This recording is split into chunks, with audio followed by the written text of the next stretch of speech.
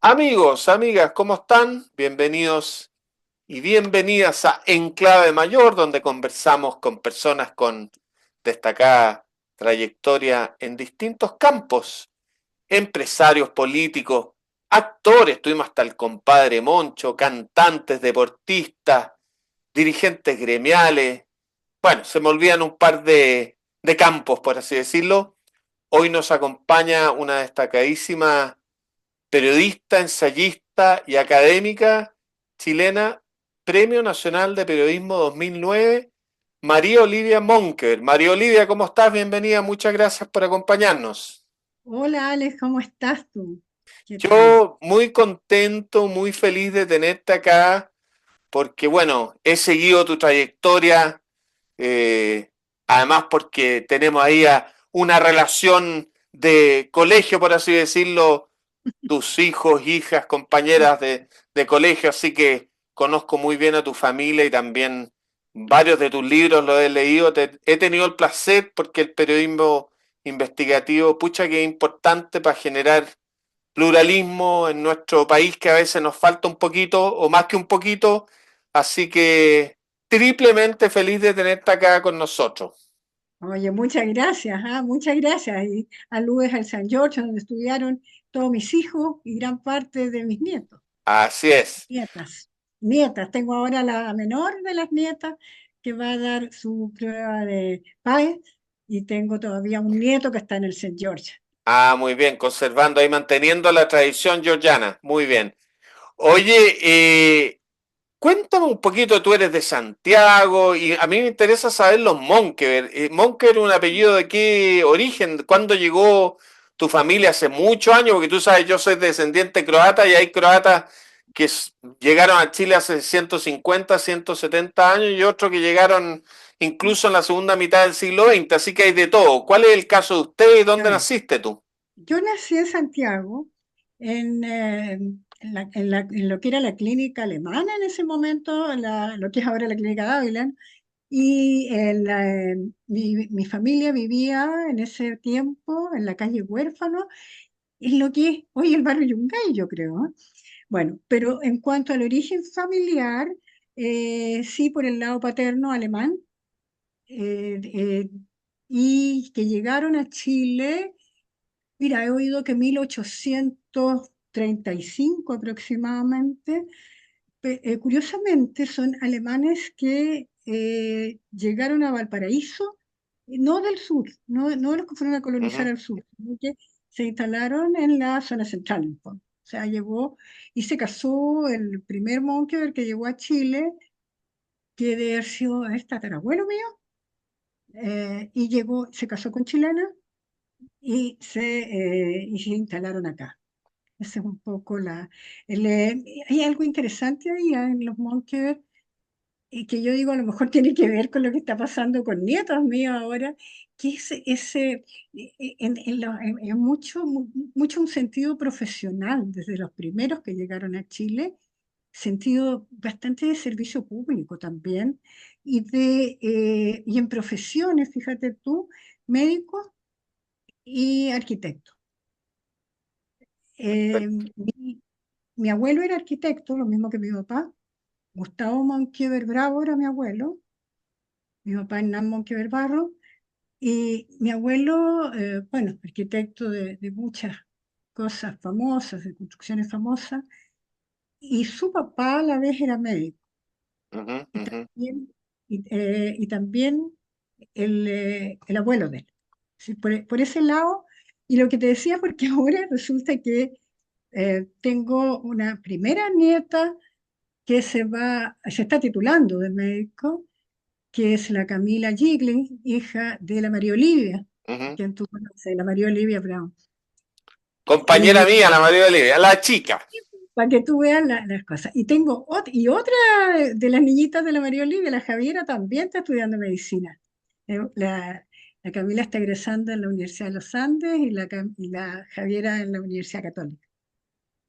Así Oye, que, ¿mm? y la vocación periodística tuya, ¿cuándo nació? ¿Nunca tuviste dudas o como todos los jóvenes en su No, momento tuviste muchas dudas? muchas dudas al comienzo.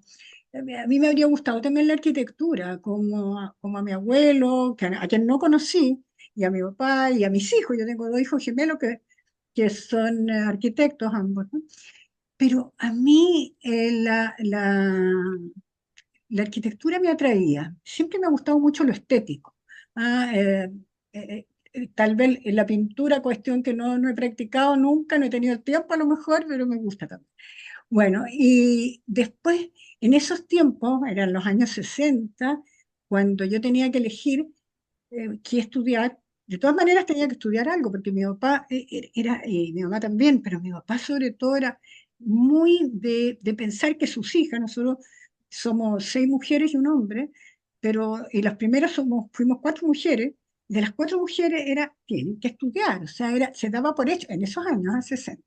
Bueno, y ahí me interesaba la literatura, pero no me veía de profesora de castellano, no me veía tan claro. Sí estaba partiendo la sociología también, fue otra duda. Y el periodismo me gustaba de hecho, y de que en mi casa se leía, se escuchaba radio, se escuchaba Hernández Parker en las sobremesas, ¿no?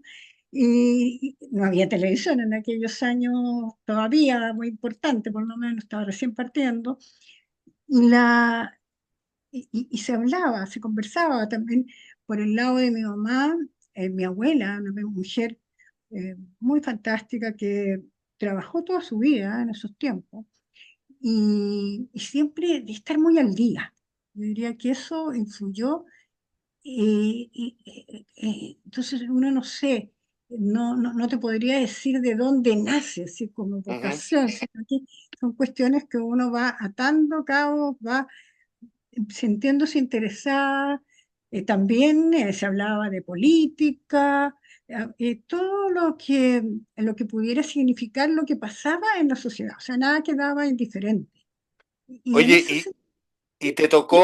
te tocó en año bien, y en el mes de septiembre del 73 ingresaste a la revista Ercilla después de haber tenido alguna experiencia con la revista de la Católica, parece, ¿no es cierto? Del Debate 73, claro. universitario, claro. Mira, estudié en 2 etapas, entonces, porque me casé, después nació Luis Hernán, mi hijo mayor, que es ingeniero comercial, y los mellizos nacieron muy seguidos después. Entonces yo tuve un tiempo, antes ya, había dejado la universidad cuando me casé, y Ujú, después volví a retomar. Y cuando estaban los niños chicos, estuve trabajando en la Católica y ahí después era la rectoría Fernando Castillo, ¿no? ujú. Y cuando intervinieron en la universidad, vino el golpe militar bueno, era obvio que iban a intervenir las universidades y ahí a mí me había estado ofreciendo Emilio Filippi a irme a la revista Ercilla. Desde hacía un tiempo, lo conocía, había sido profesor mío en la Escuela de Periodismo en la Católica, y finalmente entonces decidí aceptar. Y por eso le acepté, o sea, lo fui a ver y le dije, bueno, si mantenía el ofrecimiento en realidad. Y cuando me dijo que claro, que sí, tomé la decisión y partí y empecé a trabajar. Creo que debe haber sido como, mira, muy poquitos días después del golpe, Claro, en la eso. revista Ercilla. Y después nos clausuraron en la revista Ercilla, después de varias veces, finalmente se la vendieron a un grupo, del grupo que era dueño, se la vendió al grupo Cruzar de Reín, que se estaba formando, o sea, estaba muy fuerte en ese tiempo ya, estaba formando la parte más comunicacional de ello, y luego formamos entonces el equipo periodístico, la revista Hoy. Esa es un poco la trayectoria de esos años. Perfecto. Y después tú te incorporas a la revista Análisis. Claro, el 81.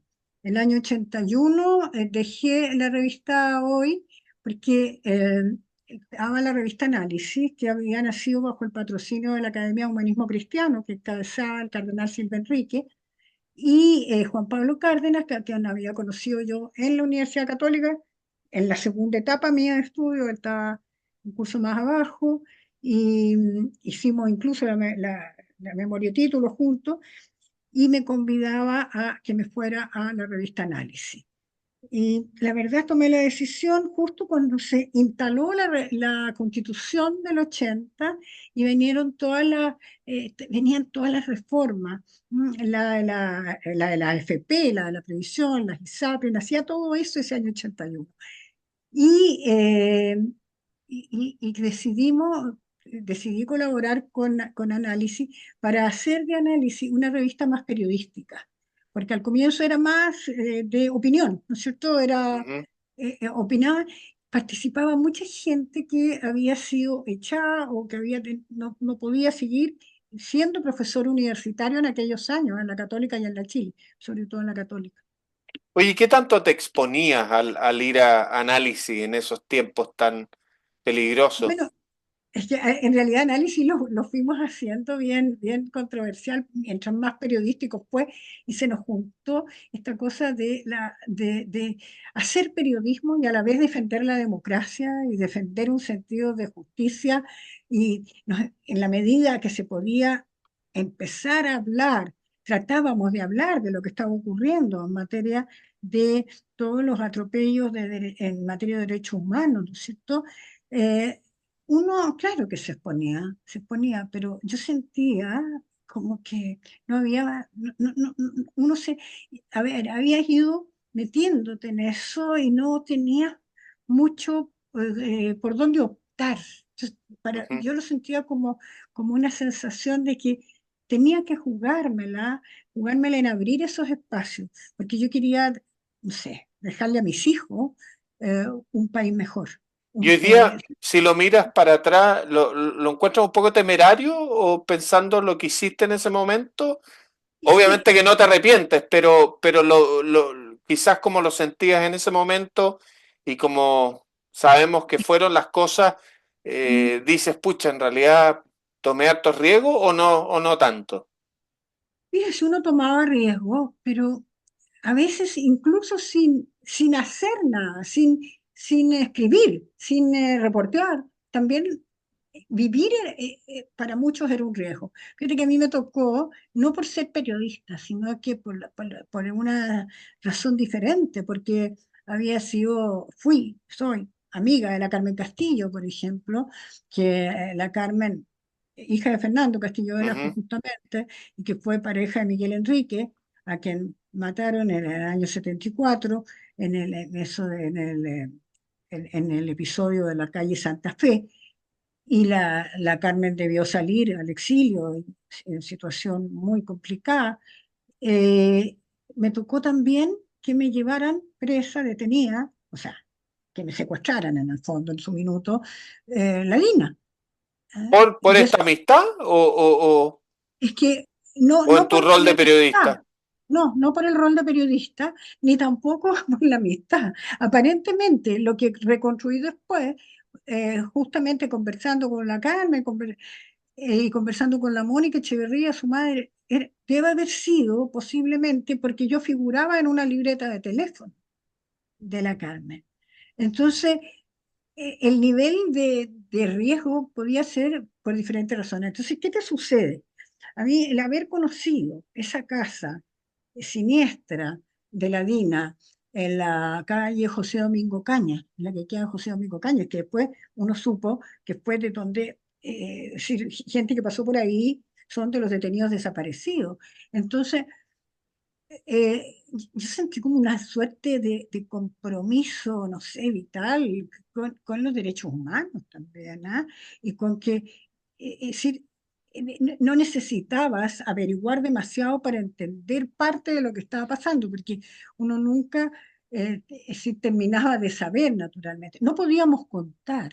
A mí esa vez, por supuesto que tuve, digamos, la suerte de estar solo 24 horas, un día, una noche, pero la verdad es que es tortura psicológica, es solo estar en una parte así, en un mundo absolutamente desconocido que tú no te hubieras figurado que existía en tu país, pero a la vez la sensación de, bueno, te salía me fueron a dejar a la casa de vuelta, y con una amenaza, una mujer que me amenazaba, armada la mujer, vestida de civil, pero armada, y, el, y los tipos que andaban en una camioneta también, pero en que te decían, esto nunca lo has vivido, nunca, nunca puedes hablar de esto. O sea, el estar bajo amenaza era parte de lo que ocurrió, y a mucha gente le ocurrió muchísimo más, ¿no es cierto? Oye, Entonces, ¿sabes? Debe sí, ser,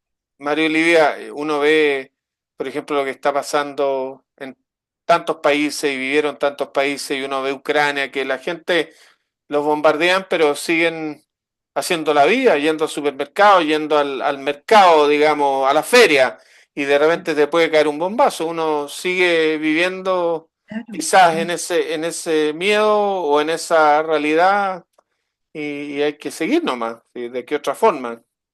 No, claro. Y después, es decir, pero lo que uno aspiraba era así, no, a que las cosas cambiaran de tal modo, si, vivir en dictadura. Yo es una cuestión que a las generaciones menores, yo creo que les cuesta imaginar lo que era ese aire irrespirable Mm, de la dictadura, porque es muy distinto, tener crítica, tener, diferencia, eh, todo lo que uno pudiera discutir, en materia de política económica, de lo que sea, pero el no saber que tú puedes ser mañana, ¿ah?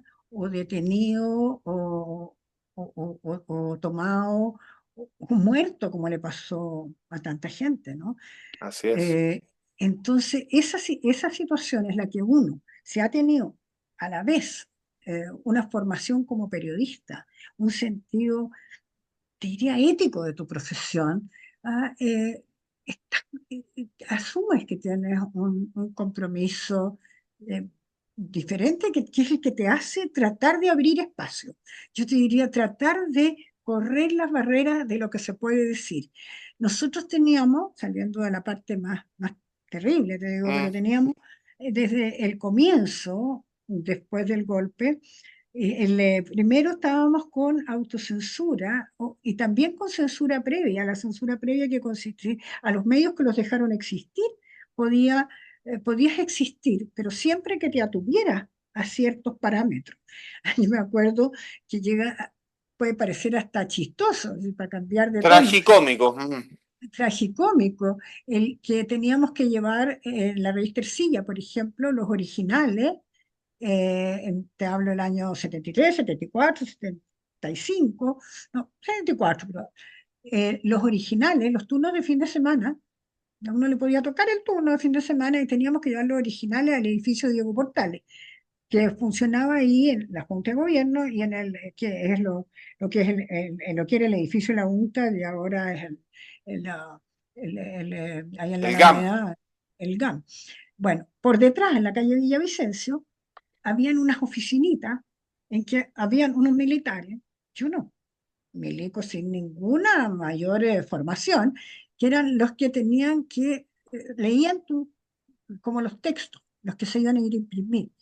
Yo me acuerdo que una vez me dijeron que borraban, y borraban con un plumón, por ejemplo, tenía que los precios habían subido en algunas de las medidas económicas, a precios, había puesto súper internacionales, con el, bueno, con el destacador, esto no sería el destacador, con un borrón te hacían al súper, y quedaba solo en internacional. Entonces los precios se habían sido elevados de haber sido el ministro de Hacienda Jorge Cagua en ese minuto, entonces ya no era patata. Cosas así, algunas medio ridículas. Después Mm, hubo otras también ridículas cuando en la revista Hoy, por ejemplo, estábamos en la revista Hoy, no, en la revista Análisis ya estaba yo, ya no hallaban cómo censurarnos, porque a veces era que nos clausuraban, pero otras veces nos censuraban las portadas, se prohibieron las fotografías. En las protestas ya del 83, te digo, por ejemplo, nos prohibían las fotografías. Entonces nosotros empezábamos a hacer como dibujos o dibujos con letras, uno arreglándose. Entonces había todo en ese sentido que te digo yo, lo de el ir ganando espacio, abriendo camino, eh, tratando de decir lo que no se podía decir, porque lo hacíamos por un sentido, entender que de otra manera no se podía vivir. O sea, era un Oye, poco María eso. Olivia, fundaron ustedes el movimiento Mujeres por la Vida en 1980 y Ujú. después te ganaste un premio, yo no sé si esto está relacionado, el Premio Internacional de Periodismo Louis Lyon. No, no, no está relacionado. Ya, Eh, el 83 fue Mujeres por la Vida. El 83 Mujeres por la Vida nace en una onda de defensa, justamente un poco en la onda de lo que yo se decía también, pero no solo periodistas. Ahí habíamos varias periodistas, Patricia Verdugo, por ejemplo, conmigo, pero también la María Rosa, que era profesora, era dirigente sindical de la democracia cristiana, ella. Está la Fanny Poyarolo, la Mónica González, después perfecto. la Tere Valdés, ¿ah?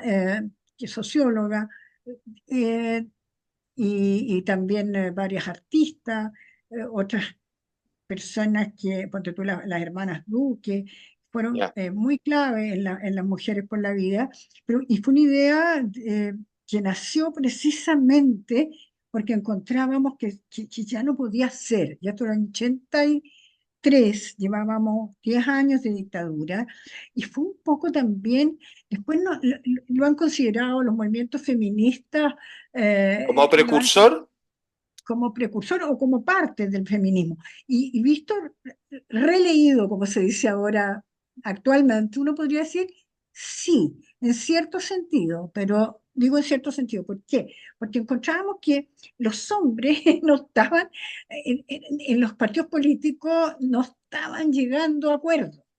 O estaban dividiéndose mucho en la oposición a Pinochet, porque estaba por un lado la Alianza Democrática en ese minuto, y por otro lado que el Partido Comunista, que ya estaban con el asunto de si vía armada, si no vía armada, ujú, si el Frente Patriótico. Entonces, pero a la vez nosotros considerábamos que había, habían valores que defender que debían estar por sobre las diferencias, y creíamos en una movilización social pacífica.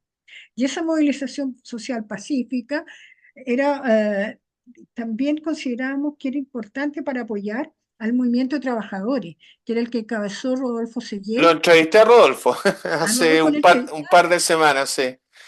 y que lo encabezaba, ¿no es cierto?, desde la Confederación de Trabajadores del Cobre, y después junto a Manuel Bustos que armaron el Comando Unitario Trabajador.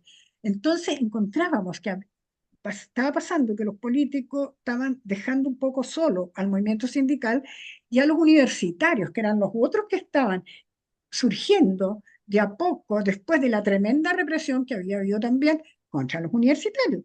Entre otras cosas, habían clausurado las federaciones estudiantiles, partiendo por la FECH, la Federación de Estudiantes de Chile. La FEUC la tenían bajo control, pero muy, muy monitoreada.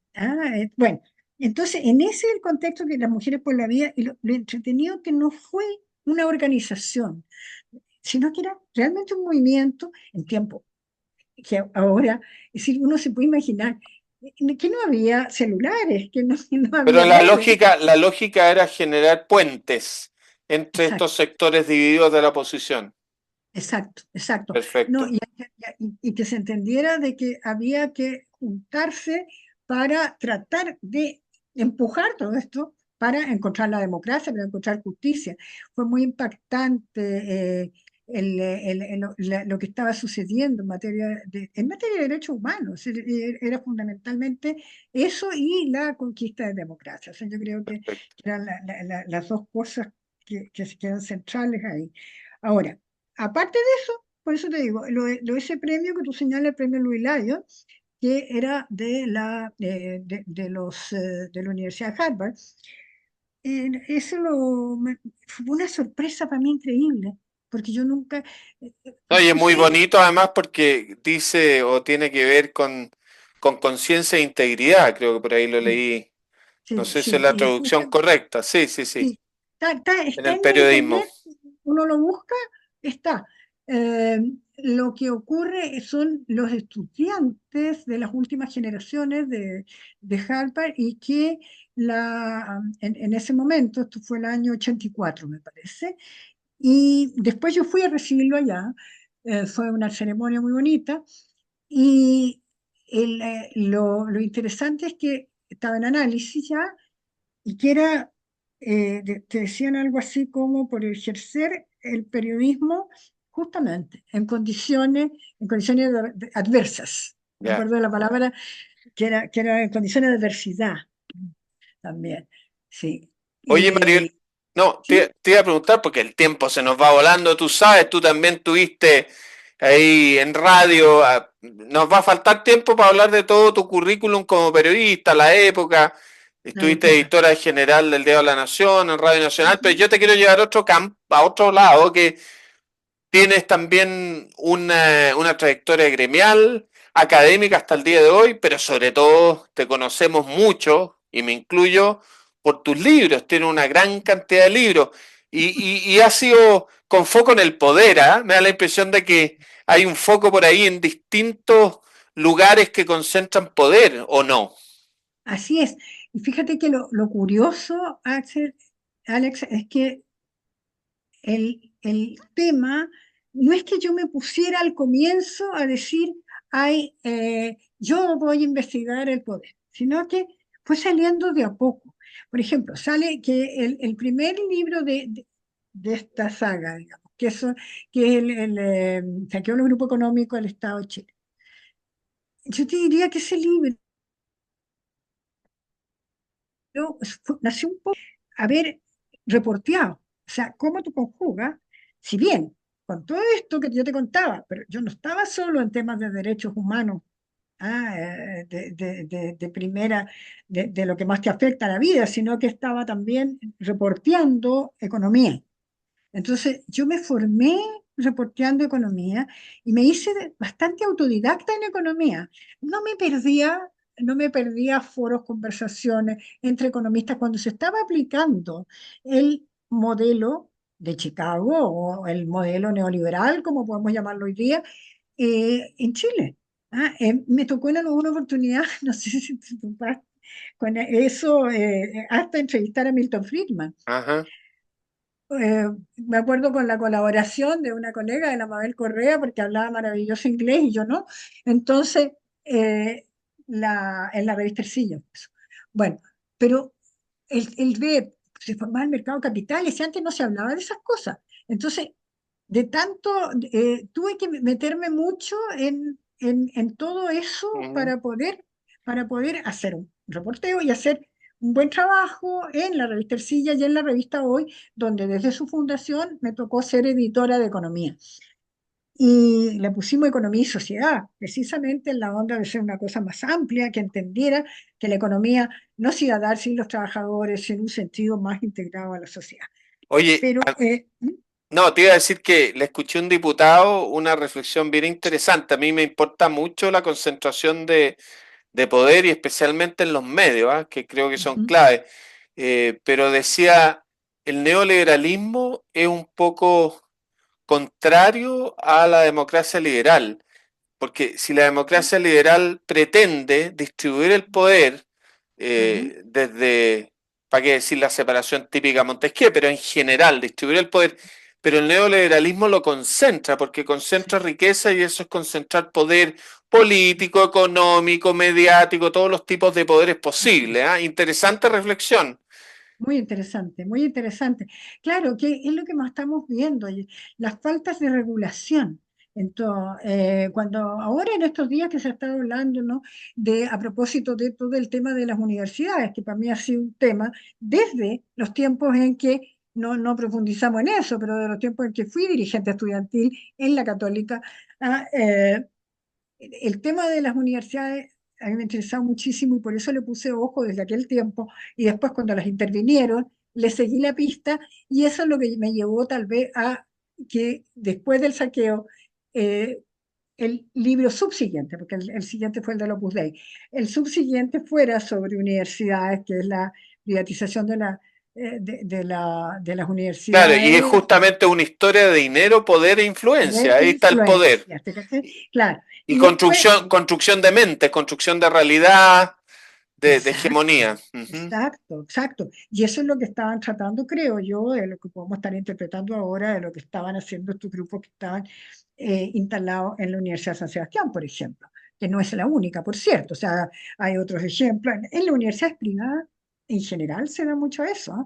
Y ahí tú los tienes que se relacionan con grupos económicos. ¿Ah? Porque, porque no es casual que sea presidente de la Junta Directiva de la Universidad del Desarrollo en Nambiji ujú, ujú. durante veintitantos años o 30, no sé. En Nambiji, que fue ministro de Hacienda, que fue el Bueno, Ernesto ministro, Silva también. bueno, Ernesto Silva, que murió después, que era ultra, ultra neoliberal. Claro. ¿Ah? Y en la Universidad del Desarrollo, Cristian Larulea y también, por otro lado, tú tienes que en la Universidad Santo Tomás, finalmente los que la compraron es el grupo de Juan Hurtado Vicuña, que Juan Hurtado fue asesor de Sergio de Castro, muy amigo de Hernán Vigiera y asesor de Sergio de Castro en las privatizaciones, y es el presidente Entel. Entonces, están, está este mundo muy vinculado. Sí, ¿Ah? sí. Entonces, lo curioso es que tú decías,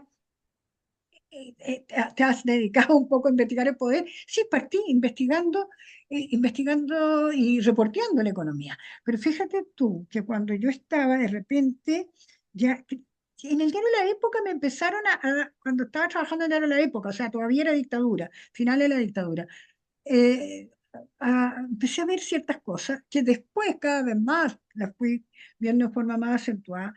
Y es que la gente que estuvo que estaba, ponte tú, en tiempo de dictadura todavía, en empresas del Estado, que después se privatizaron. ¿Ah?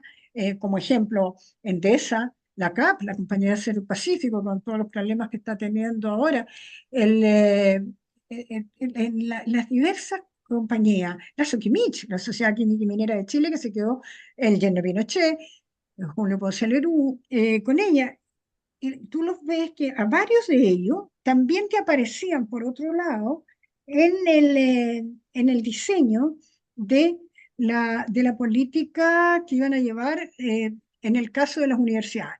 El caso más típico es el de Jorge Selume, que fue el último director de presupuesto de Pinochet, y es hoy por hoy nada menos que el que encabeza la fundación que adquirió, se supone que adquirió en 2021, en plena pandemia, el grupo Laureate, Ujú, que ujú. era este grupo O laureate le dicen, parece, le decían en laureate, Chile. la gente Claro, le dice que sí, ya, sí. esos que son, y que ahí también está Juan Antonio Guzmán Molinares, que es el que hace de compañía, hace Lume en esto, en esa fundación, y resulta que ellos tienen la Universidad Andrés Bello, la Universidad de la América, el Instituto Profesional AIEP, que los institutos profesionales sí pueden tener fines de lucro oficialmente, digamos, la Universidad de Viña del Mar, y entonces, y que representan el número, el número de estudiantes de pregrado, de posgrado también, pero de pregrado sobre todo, más que no más, pero equivalen casi a todos los alumnos de la educación pública en Chile universitaria hoy. Mario Olivia, casi nos ¿Mm? tenemos que ir porque estamos súper pasados, pero no importa, pero muy cortito. ¿Vas a seguir sin decirme de qué se trata con temas del poder, con tu nuevo libro que estás ahí trabajando? Sí, pero ¿Tiene que ver de alguna estoy forma? trabajando, sí, sí, pero distinto, ¿ah? Ah, Distinto, ya, pero sí. perfecto. Distinto, pero sí. Ya, no Pero me voy a dar más datos. sí.